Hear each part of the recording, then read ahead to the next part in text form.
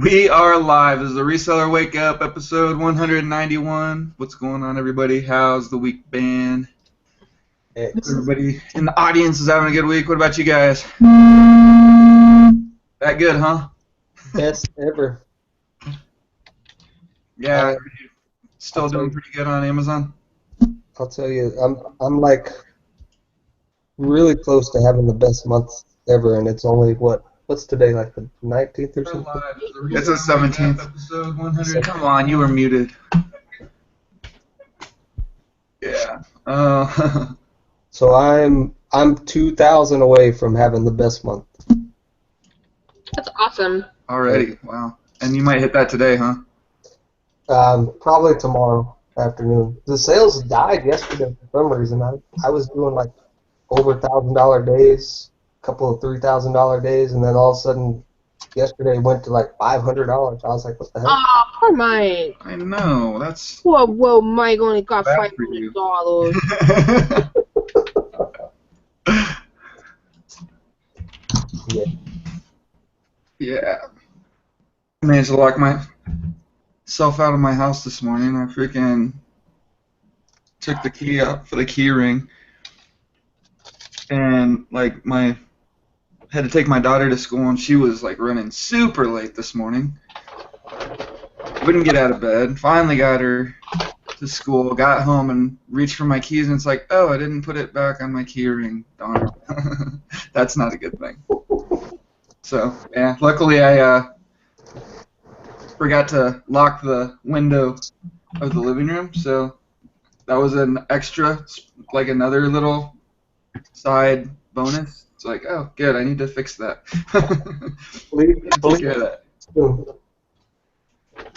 What's up? So the police will be there soon. Right, they're on their way. Somebody called them. Yeah. What about you, Deb? How you doing? I'm good. I'm boxing up an Amazon shipment. I went and bought stuff yesterday because I bought one of the handheld scanners for my phone. Yep. It's so awesome. I love it so much. Welcome to the 21st century. Right. It made things so easy. I was like, boop, boop, boop, boop, boop, boop, all over the place. Boop, boop. Yeah, I like my scanner. I love I it. haven't been using a scanner lately, though, just because it's been too easy to just go to the WAM pay, and I know exactly what I'm buying there. I don't really have to look anything up because it's all so cheap. But what's up with you, Dusty? What's up? Trying to... Not much. No, I heard kind of through the grapevine that you locked yourself out of the house. 'Cause I was sitting there, I was like, what? Where is he? Not much. It's raining here, man. I'm so over the rain. We had rain for like a month straight, and it's been great for like the last week or so, and now it's raining again. Yeah, it snowed across town yesterday. I guess like bad. And it was like it didn't even snow on this end of town. So I don't know. Colorado's been weird. Well, hey, Dusty, you know, I heard that rain makes corn, and corn makes whiskey. And whiskey makes mama frisky. I could sing that. I don't know what country music song it is, but they'll start. My son just started. Stupid song. My son's like the little quiet kid, you know, real skinny. He sits in the back and he plays this whatever. And all of a sudden one day we're riding in the car and he's like, rain makes corn. Starts singing the song. I'm like, what the crap? Please tell me y'all aren't listening to country music. You're ruined. Yeah. Speaking of ruined. iPad over the weekend. That was interesting. Like I traded a PS4 for it, and this guy, it was a 32 gig iPad Air 5 with the OtterBox and everything. I guess that was a pretty good deal, apparently. But, I love this thing so much. How much? I'm gonna go get a Mac. I traded a used PS4 for it.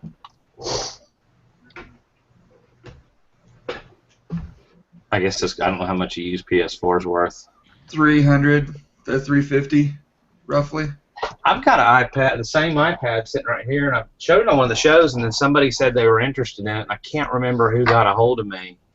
But the problem that I had with it was that when I went to, because it came out of a storage unit, when I went to reset it to factory on the new iOS, like everything after iOS 7 or whatever the last thing was, you have to have their iCloud password to be able to even reset back to factory.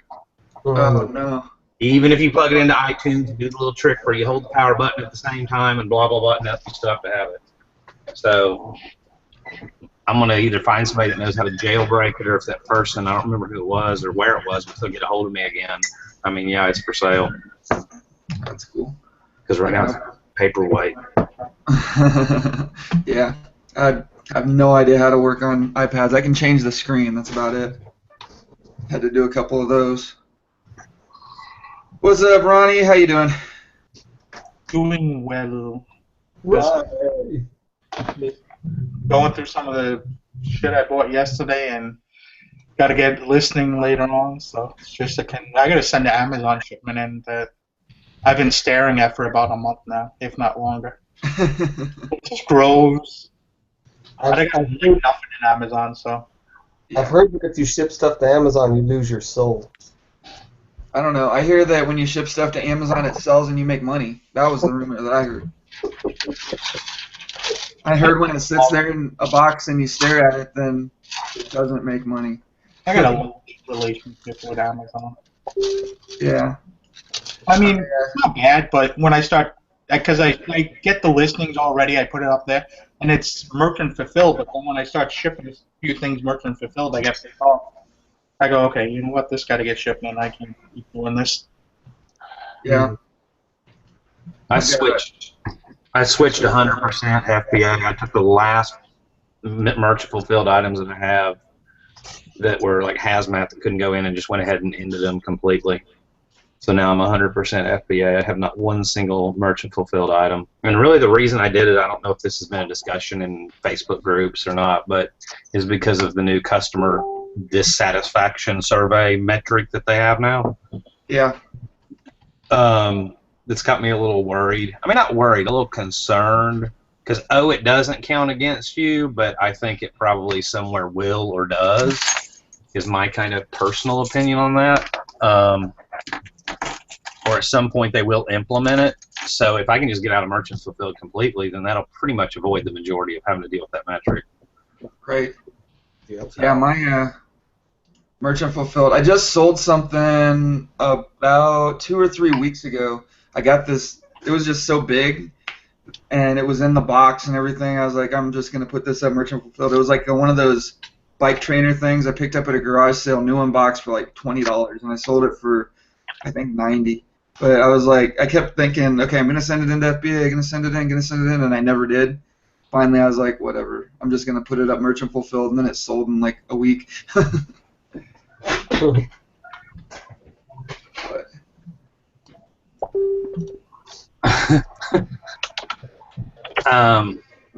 The last thing I had left was a nail polish that couldn't pass hazmat, and I was selling it on eBay as well. And I was like, you know what? And it doesn't really sell on either one of them. Probably would sell great if I could get it through and could FBA it, but I don't think there's going to be any way ever to get that nail polish in. So I had that, and I had like a bread pan that was laying here that was really big, and I had like a couple random books that I don't know why I never converted them over to FBA.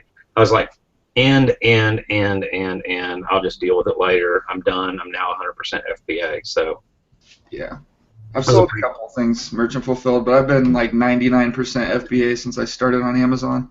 I mean, like when I first started, I put I bought a bunch of bottles of hot sauce that I didn't want to send in, and I sold those merchant fulfilled for like, $8 a bottle or something like that. And then there was, what else? Oh, I sold a PS2 one time, and this is the last thing that I sold merchant fulfilled before I sold that bike trainer. I sold this PS2, and the address that the person provided was not correct. Like there was no address. It was just like it was like gibberish. So I couldn't ship it. And so I contacted the customer. I'm like, hey, I need a different address. I mean, this address is no good. And they never responded to me. I was like, well, what do I do? So then I contacted Amazon, and they're like, oh, yeah, well, I guess you just cancel the transaction if they won't get back to you. But that metric has been on my it's been in my metrics ever since, and they wouldn't take it off because I canceled the transaction because the customer bought it, didn't have an address that I could ship it to, and they wouldn't do anything about it. I was like, "What? That's bull," but whatever. And that's why I don't like doing that merchant fulfilled at all, really. It might have fallen off by now. They only last for a year, right? It looks back 30. Somebody else answer that because I don't remember. Hold on. It looks back 30, 90, and one. Where are we at? Good. Account health. Long term on cancellation, pre-fulfillment cancellation rates looks back 7 days, 30 days, 90 days. Let me see if it's still on here, because last time I looked at my performance, it was still there. Let's see. A to Z, chargeback. I don't even know where to go. Performance. Recent customer metrics data. What is it? The second box down. The first box down is order defect rate. The second one down is recent customer metrics data. I don't have that on mine now. What the hell? I've got account health. That's what it is. Oh yeah, the green. Click where it says good, or hopefully says good. I mean, it's yeah. I guess it's completely gone now. That's good. But yeah, that was sitting there for a while, and it was just really annoying. So. Hey, some Russian dude just sent me a tweet that said he's got a live stream going on. Who? Some Russian guy named Paul. Oh. He's speaking Russian to me. Yeah, my bad. I still don't know why Twitter does that. That makes no sense. Is he breaking into houses? Oh, Yeah, no. breaking into houses. Hey, Ronin. Ronnie's like mute. He's like, what? Huh? Ronnie. Yo, yo, yo. Hey, don't run off before the show is over, or if you do, send me a message because I have something for you. I'll be here. I got nothing else to do. I just can't type in the chat. I'm on my phone, so. Gotcha.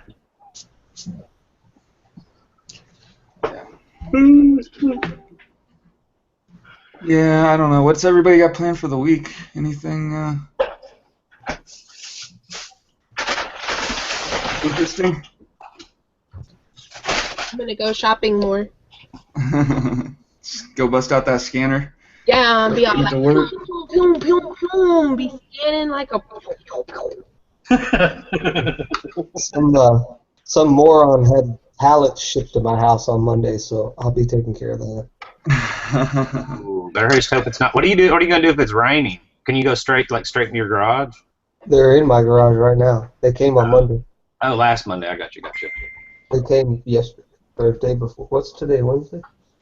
Yeah. I have no idea. Tell me it's Friday, and I'd be like, okay. He only knows money days. I mean, does someone have to be home for it to receive a pallet? Or would they just leave that shit in your driveway? Well, Uline will leave it in your driveway because that's exactly what they did. They just drop it off. It's like, nobody's gonna steal this thing. At least they get it out. Raining or something? That would suck balls. Yeah. Well, Uline, they have it plastic up, man. That's not gonna get wet. Yeah, I saw your pallets that you posted. Those pictures, they look pretty airtight. Yeah.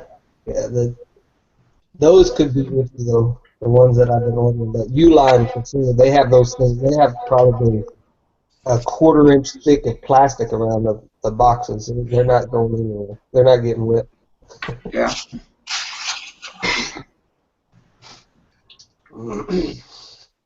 I'm looking at buying a truck. I've got to do something. We're down to one car. We're down to my wife's Volkswagen Jetta, and we have been for quite a while. And I'm just tired of like making multiple trips. So I've been hunting for a car or a van or I don't really care as long as I don't even care what it looks like as long as it's halfway dependable and I can put stuff in it. Yeah. Mm-hmm. So a buddy of mine called and he bought it at auction. It was a little rural town out in Alabama. Got rid of one of their maintenance department. I mean, like town of $3,000. I don't even know how, or 3,000 people rather. I don't know how they even managed to have a maintenance department, but it was it's a 99 F-250 flatbed that's only got 100,000 miles on it. Nice. He's like $1,300. He said What? he said needs a couple coil packs. Well, he wants $1,000, but then 2 of the cylinders are misfiring, but they need coil packs. He's already got the brand new parts that he bought when he bought out a Ford dealership that went bankrupt. He bought out the service department. So he's going to put brand new coil packs on it, brand new plugs, and then there's an oil leak when it sits, but he said it's a $15 part that he already has, so he's going to fix it. He's going to $1,000 for the truck, and he's going to do the repairs for $300. He said he'll have it ready by next week if I want it. I said, what kind of condition is the body? And he hasn't emailed me any pictures yet. He's like, well, it looks like a pack of goats lived in the inside of it. I said, is it fixable? And he's like, well, his exact words, I think somebody's ass ate the seat. So, but I mean, that's not a big, I mean, that's a common, I mean, a 99 F-250, I mean, that's the interior-wise, that's like the same F-150, F-250, F-350 for 10 years. I mean, I can go find that seat at a junkyard for $50. It's got vinyl. You know, it's a work truck, so it's manual windows, manual locks, vinyl floor, but I can pull that seat, hose it out, clean it out, put a new junkyard seat in it, and be fine. I have a 99 F-150 myself with 200,000 miles on it. Starts up every time. Not a problem. Of course, I don't think my ass ate the seat. Yeah. I don't know what that was. Apparently the meter reader never really got out of his truck or something. I don't know. Yeah, he said the city was out. He goes, I won the auction, and I went to that little town to pick it up. He said, I get there. They actually had to get on the radio to call old Bubba or whatever his name was, call him back in. He was out reading meters in the truck. I figured if nothing else, man, I mean, that's, you know, the flatbed's worth something. You know, if I had to part it out, I mean, $1,300, I can't go wrong there. So. Right. Yeah, we were talking about that in another hangout the other night about parting out cars and motorcycles and stuff, and there's a lot of money in it. I mean, some of those parts are so expensive.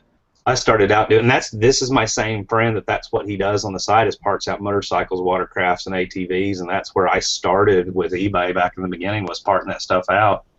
And he asked me, he said, when you come pick up that truck, he said, you interested in some stuff? And I said, what do you got? And he said, well, he said, I just bought out, he said, I got to go get the second load tomorrow. He said, I just bought out a Kawasaki dealership that went out. He said, I've got 250 motorcycle seats. He said, I've got about 400 service manuals. And I'm like, dude, that's the stuff that I used to make killer money off of. And with him, he's the kind of guy, it would be like $20 a motorcycle seat, but you got to take them all. Mm-hmm. You know, it'd be $2 a manual, but you got to take them all. But the profit margins are amazing. Yeah, it's like you sell 4 or 5 of them and you made your money back. And you're done. Mm-hmm. Yeah.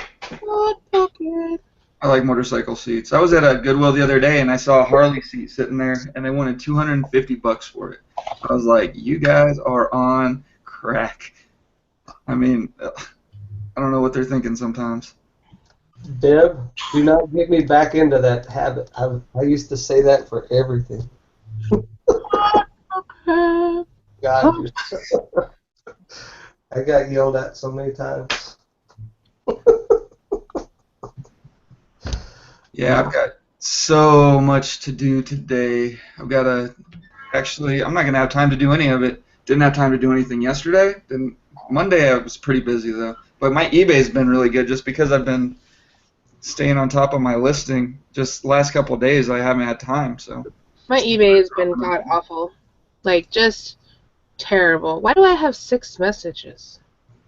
Oh. My eBay, I mean, I don't know. I've been doing pretty decent sales. I mean, back to a couple $100 a day, so I'm happy with that.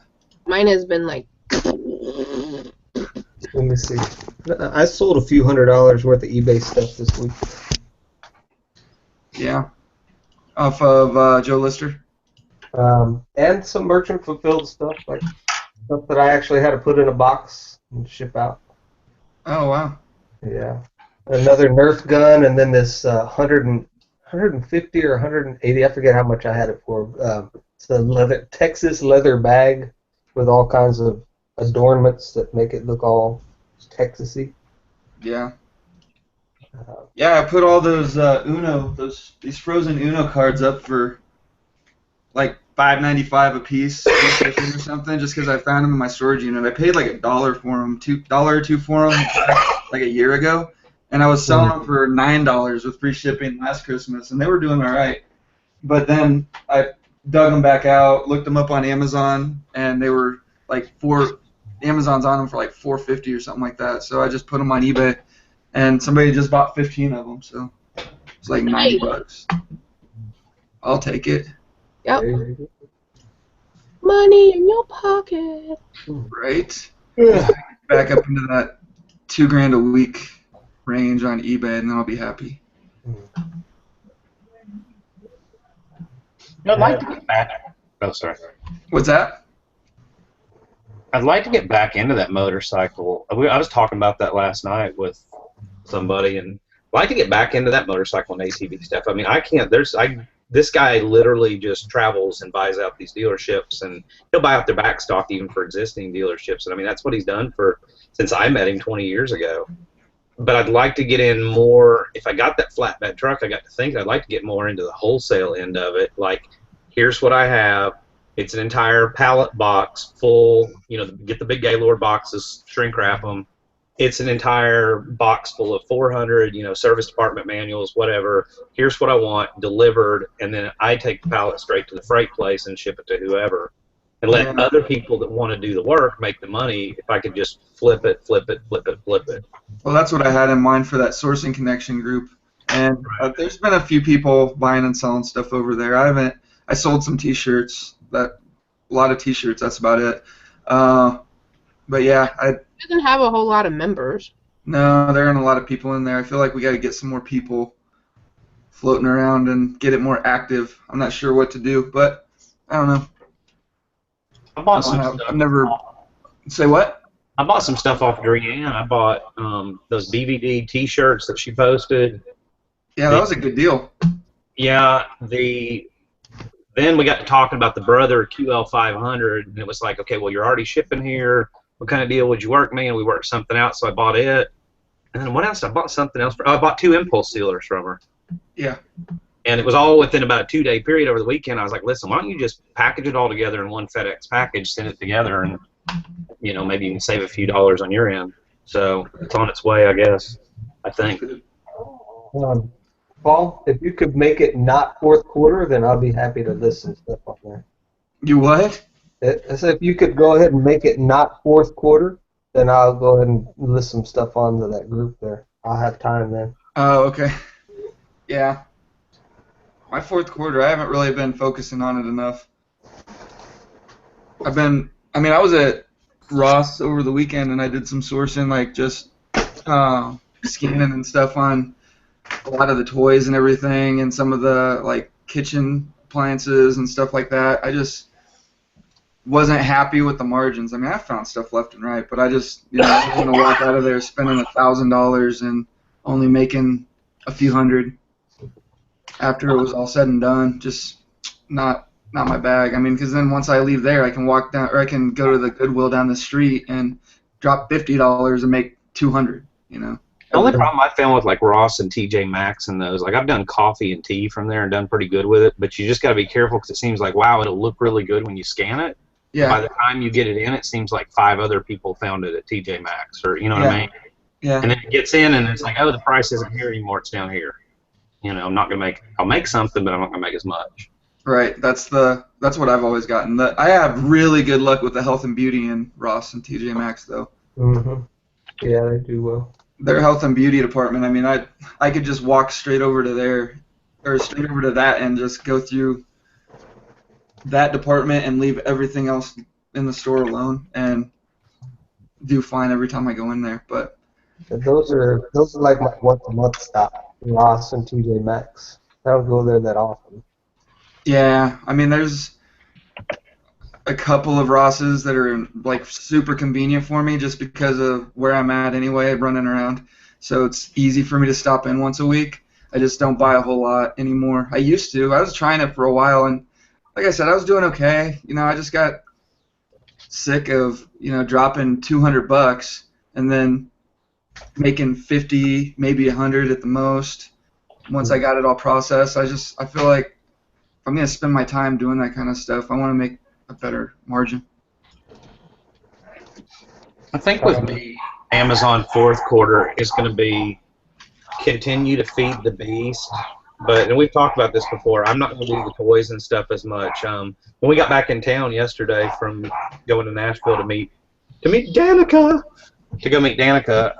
I went and bought about $500 worth of like Depends pads, which, I know I get made fun of for those. I really don't care. They're really good money, and nobody ever returns Depends pads. But I went and bought a bunch of those, and they'll sell really all over myself. These didn't work at all. No, I woke up this morning. There's about 10 different varieties. I woke up this morning. We had dumped them all in the living room, and I woke up this morning. My wife's got them all the labels peeled off, stacked temporarily in postal totes, separated, sorted, Post-it notes of how many of each one, and I've just got to print the FBA labels.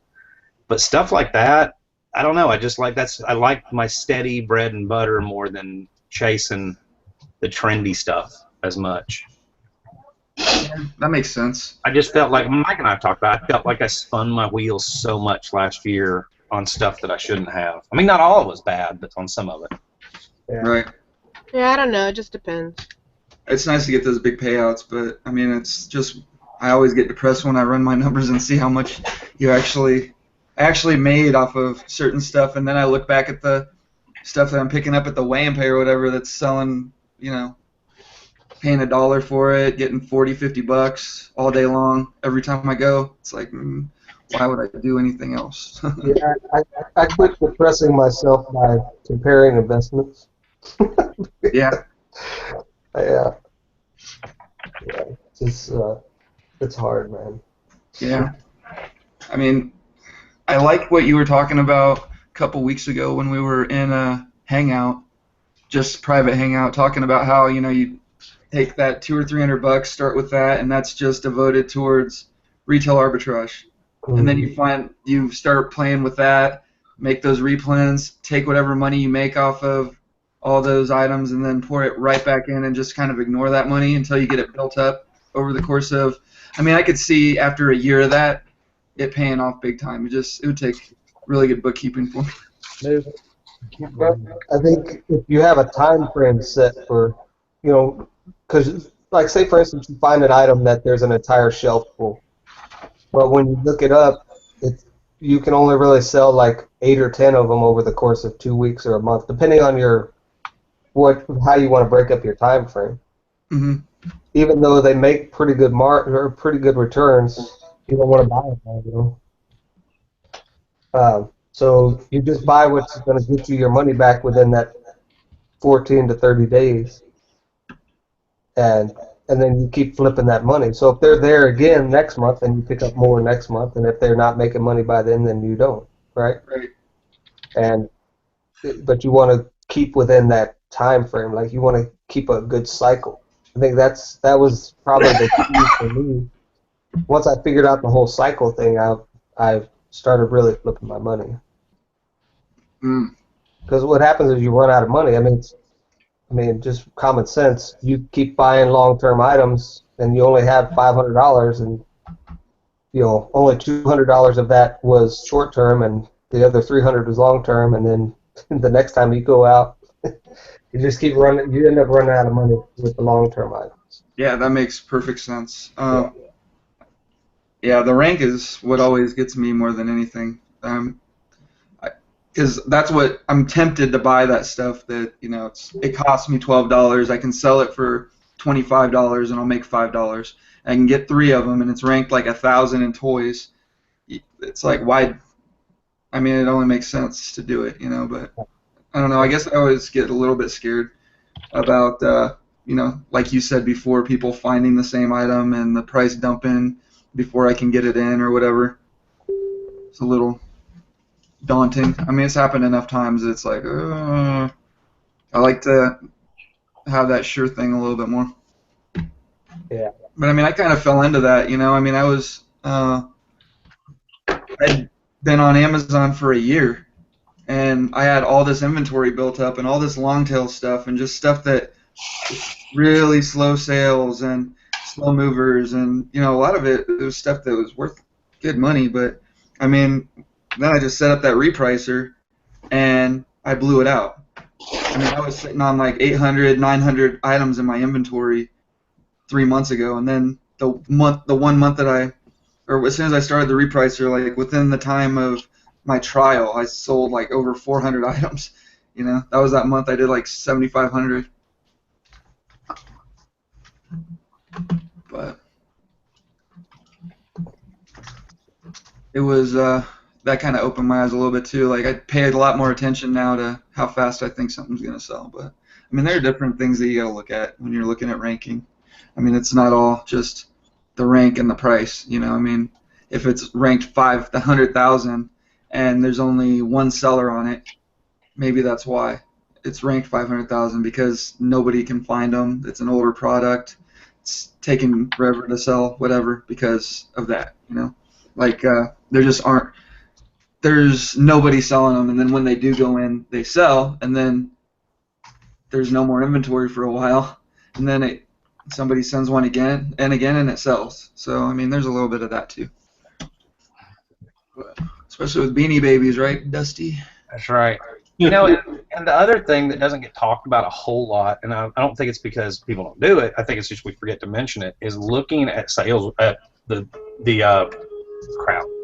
product reviews. You know, if you've got an item that seems really great, whatever, but the average star review from customers on that item is like maybe 2.5 out of 5 stars, me personally, I'm not going to sink a whole lot of money into that. And you start reading the reviews, and it's like, didn't work. Or like, remember the Magic Jacks? Which one? It was one of us in here. That was me when I found those rabbits. No, somebody did the Magic Jacks, and it turns out that Magic Jack has discontinued them, and they're like obsolete or something to that effect. And so it's like, yeah, the product may look really good, but then when you discover that every single customer is going to return them because they can't use them, or like the business card scanners. I know we've had a couple people here on the panel that have been through that. The business card scanners that are older and obsolete, and they can't get the drivers to work, whatever. I mean, if you look and it's got awful product reviews, I mean, if it's $1 and it sells for 100, that might be one thing. But if you're looking at tying up, you know, $500 and $50 units or something like that, I'd be really hesitant if the reviews sucked. Mm-hmm. You know what I mean? Yeah. I don't know. That's just me. I don't like returns, so. Right. Yeah. So, Mr. Sadie asks, if you don't mind, what percentage of your payouts you put back in inventory? I guess he's asking, basically, do you pay yourself, or are you just rolling everything back in? Not paying myself at all. We were just talking about that the other day, and I think in January we're going to start paying ourselves. Just a little. Yeah, so everything's going. I mean, you've got a full-time job too, and your wife has a job, and I mean, you're not like it's.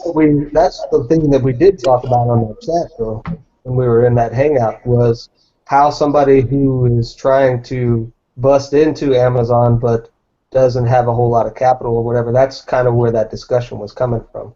Right. I'm making money on eBay that I can basically live on, but I want to do something with Amazon. And that's where that discussion came from.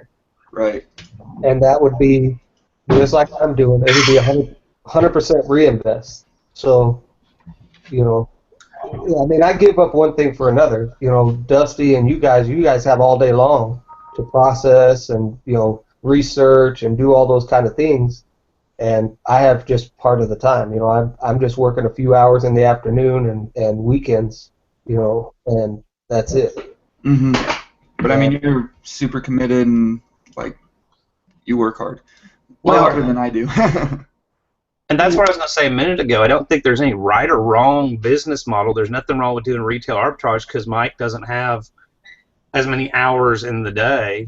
So that's what works for him. If buying pallets or buying this or buying that, you know, he doesn't have time to run around to thrift stores. You know what I mean? Mm-hmm. So everybody's different. It's not that anybody's right or wrong. It's just, I didn't mean that to sound like that when I said that about like last year, but I just felt like last year I spun my wheels running so much to Walgreens and CVS and all these little different stores that for me personally, in hindsight, and then I look at the whole rest of my year and it's like, okay, how did I make money this year? I did this. This is what works for me. So then it was like, why am I changing my business model in fourth quarter to chase stuff that's not bringing me as much? You know what I mean? So for me, it was like, I just need to take what I'm already doing and ramp it up even more in fourth quarter. Yeah. So that's where I kind of shifted a little bit. Yeah, I mean, that's one of the reasons why my eBay's been doing better is because I just went through my storage unit and I'm like, screw it. I mean, if it was somebody else's storage unit, it would be totally different. But I keep everything in there is my stuff, you know. So you always look at it a little differently. It's like, oh, I need that, or I might use that again, or whatever, you know. And now I've just this last week or so, 2 weeks, I've just been like, it's gone, and I've just been listing, putting up stuff in lots. Don't care how much money I get for it, and just trusting that the market will get the price to where it needs to be. You know, like if it's something, you know, like PS2s. You know, I got boxes of those that are just sitting there broken, and I'm gonna get around to fixing them someday. I'm gonna do it. I'm gonna fix them. I'm gonna fix them. Even broken, they still sell pretty good for in lots. You know, and so I just took them all. I'm like, screw it. I'm not gonna get around to it, and just started selling them, and they've been doing great. You know, same Xbox 360s that are red ring to death or have disk drive problems or whatever. I've been selling a lot of that kind of stuff. And I mean, it's good money if you can get them cheap enough. I mean, I've had good luck with just finding people that, you know, like sources basically, you know, video game stores and stuff that get piles of broken consoles that people just try and bring in. It's like they try and bring it in to sell them, and then the store owner tests it and is like, this is broken. He's like, yeah, whatever, you can just keep it, and then he'll walk out. And then he'll give it to me to try to fix, and if I can't fix it, it's like, well, whatever. To speak to what Dusty was saying about last year, you know, there was definitely some duds and there was some studs last year, and I think what for me, because I don't live off of the money and stuff like that, I was able to take, you know, jot it down as a learning lesson, you know, learning thing. So this year I put together, you know, a different plan of action, because last year it was like, if it made money today, I want them all. That was basically what it came down to. It was like, what was it, buy two get one free, and then they even had like buy one get one free, some toys and stuff like that. And if they made money right now, I would just buy them all, thinking they're going to sell from the beginning of November all the way through January. Right. Mm-hmm. And that, you know, that's I made the mistake. If they're selling good right now, I'm just buying enough so that I can, you know, it's basically a 2-week supply. Okay. And I pick up enough to sell for 2 weeks, and then at the end of 2 weeks, if they still look good, if they're still making money, then I'll get some more if I can. And if I can't, then oh well, I made money and I didn't lose anything. Right. I'm holding on to inventory for a couple of months or even a month extra. So, and then the other change is that I've changed how fast the item has to sell. How good is the rank right now versus last year? Yeah. So, you know, I mean, that's the thing, is you have to try some things out and also stick to your Chad bread and butter, the things that are making you money, you know, that you know are going to make you money, and still test out other stuff so that you can add to your existing business. If you're wanting to build, I mean, if you're happy with where you're at, then stay where you're at. That's not a big deal either. And it depends on your money, your financial situation too. Like I just went really heavy into a product line the other day that's only going to give me about a 50% return on my money after all said and done.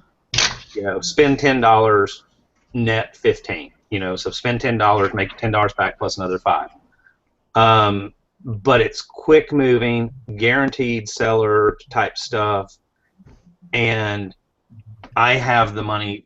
At this particular moment in time, I'm financially able where, okay, it's either going to sit in my bank account and make 1% interest, if I even get that much, I think, or I can go do something, put that money, send, like Mike says, or I think it was a Gary Vee thing, send your soldiers out. You know, it's like sending little soldiers out to work for you.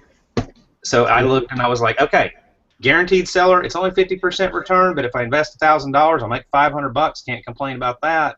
Or leave that $1,000 sitting in the bank and have it make, you know, $1 of interest at the end of the year. Mm-hmm. You know, which one am I going to do? Yeah. So, but if, you know, for the person that's broke and doesn't have the money, is kind of hand to mouth, paycheck to paycheck, I mean, that's not probably necessarily a great business model. So, Right. Little quick announcement. I don't know if this is mentioned because I missed the first 2 minutes of the show, but I was just tracking a package, and Fedex experienced flight and sort disruptions at the Memphis hub, which I think the main FedEx hub for the United States is Memphis, due to heavy rain and strong winds last night. So they are looking for potential delays with any packages with an estimated delivery commitment of November 18th. Oh man. So, well, wait a minute. It says FedEx Express. So maybe that doesn't impact ground packages? I don't know. So, remember when I talked about like parts and how parts are like really kind of, they're boring and there's nothing in them, you know, because they're kind of just boring and whatever. So I sold a coffee filter basket for a Starbucks, little Starbucks unit machine. And I just looked at the message. The guy left a message with the order, and it said, "My mother just recently passed away." And the only thing I got was a Starbucks machine. And I am so happy that I was able to find the basket for it so I could use my mom's Starbucks coffee machine. That's cool. Whoa. I know! That's amazing. Yeah, it's like, kind of like stupid, but yeah. It's cool. Don't be getting sentimental and go back into selling parts now. I know. No, you know, I might actually go back and selling parts later next year. Because I've talked about it before, how I want to kind of split my business into 3 different, you know, kind of businesses, and I might actually go back into parts because I really hate wasting all that knowledge. You know, it's like going to college and getting a degree, and then you're like, I don't really want to be an engineer. You know, like, I'm going to go into art. So, yeah, I might go back and do parts next year sometime, but it's going to be a completely different type of operation. Yeah, I mean, you can't waste your time with the stuff that isn't worth anything, you know? I mean, if you're going to do parts, then you need to know what's worth good money and how much it's going to cost to ship and how, like, throw the rest of the stuff away, you know? I mean, yeah, I mean, I can do parts with my eyes closed at this point. Like, I know parts, you know, very well. So when I go to the stores now, I still kind of look around and see what's there, but instead of having to look everything up, I'm like, that's crap, that's worthless, that's crap. Okay, that can sell, you know, but I don't pick them up anymore.